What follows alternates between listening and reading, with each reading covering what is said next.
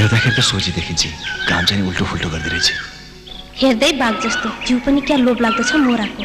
पानी खराब भए पनि हेर्दाखेरि त राम्रै रहेछ। बोलाऊ कि?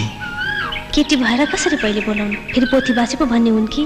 पहिलो भेटमै कसरी बोल्नु, चिन्नु न जान्नु, को हो को हो। अघि चाहिँ शान देखाएर हिँड्थ्यो, अहिले चाहिँ बोल्दैन, डर छिरुवा। डराएर भएन, फेरि यस्तो मौका कहिले आउला र? बोल्नै पर्यो। सुन्नुहोस् त, तपाईँको शुभ नाम के हो? चाँदनी। वाह, जति राम्रो मुहार त्यति नै राम्रो नाम। के म तपाईँलाई हृदयदेखि नै यो नामले बोलाउन सक्छु? नाम बोलाउनकै लागि राखिन्छ नि, होइन र? हेर्नुहोस्, मेरो नाम अर्जुन, माथि साइली फुपूको आफन्त, काठमाडौँबाट आएको। ए, साइली फुपू हो। तपाईँको घर पनि यतैतिर हो कि क्या हो? तपाईँलाई किन चाहियो? होइन होइन, त्यत्तिकै।